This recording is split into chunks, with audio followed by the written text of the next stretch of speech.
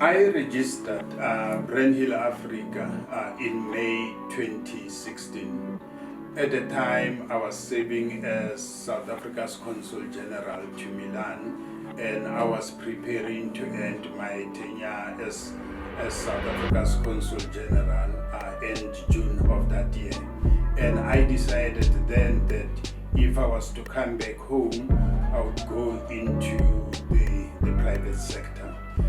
Brandhill Africa is primarily a brand management agency which brand positions cities, regions, provinces, countries, and even Africa as a continent as viable destinations for tourism and investment. And at the same time, I was looking at brand positioning made in South Africa and made in Africa. This is reflected in the competencies of the 5 subsidiaries that constitute this group.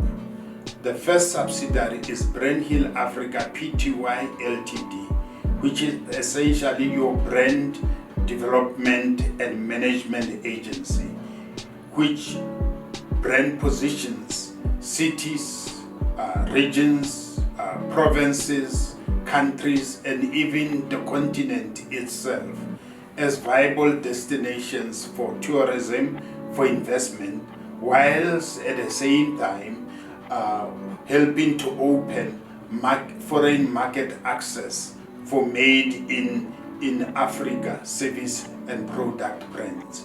So basically we develop brand strategies. The second subsidiary is Brandhill Institute of Public Diplomacy. This is key because it positions Africa and her countries as countries relying on their soft power arsenal to promote themselves, and this could be your sports, your cultural diplomacy, and even building a good corporate governance across the entire continent.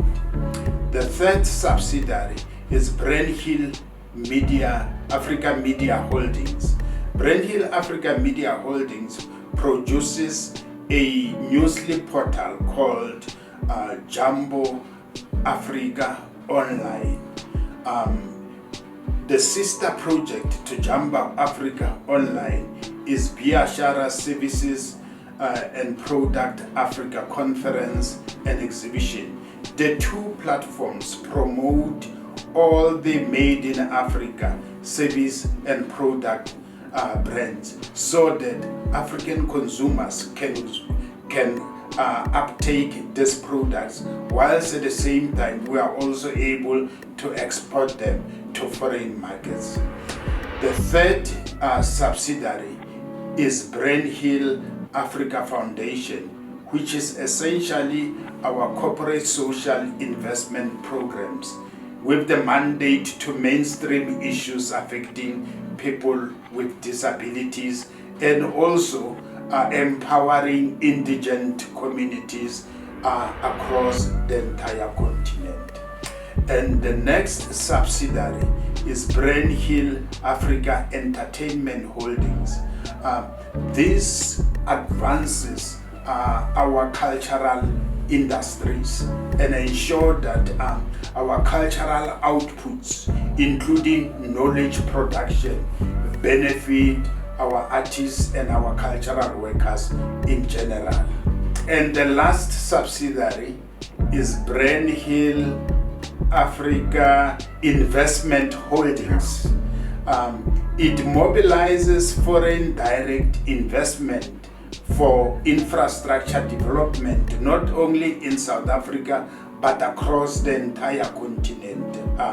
We have projects in South Africa, in Mozambique, in the DRC, in Zimbabwe, in Tanzania, and a few other African countries, and the list is growing as I speak. Our core strategic objective is to promote trade and investment opportunities accruing from the Africa Continental Free Trade Agreement. and this basically include increasing the intra-African trade from the paltry 18%, which the World Bank has indicated is at, to 50% as envisaged by the drafters and the architects of the agreement by 2022. And yes, we are also saying by 2030, intra-African trade should be much higher than 75%. And this we can only do by promoting Made in Africa. We've also managed to forge strategic partnerships with reputable institutions such as the African Agri Council, which has members in the agriculture and agro-processing space, not only in South Africa but across the entire continent. And we're also privileged to have forged strategic partnerships with UNISA Enterprises and Enterprises UP. These two institutions are revenue generating agencies of the University of South Africa and the University of Pretoria.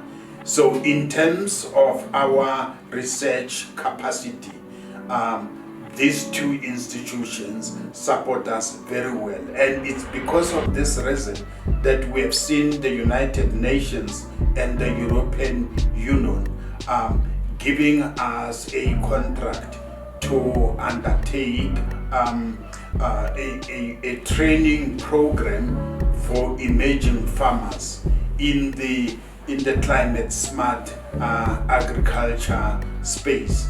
And the workshop, even though initially it was intended to be attended only by emerging farmers in South Africa, because we delivered it virtually, we saw emerging farmers from the entire continent joining this program. Furthermore, we are privileged to have been invited to join the World Free Zones Organization, which is a federation of all special economic zones, not only in Africa but across the world. As you know, special economic zones are now economic engines for growth in various countries.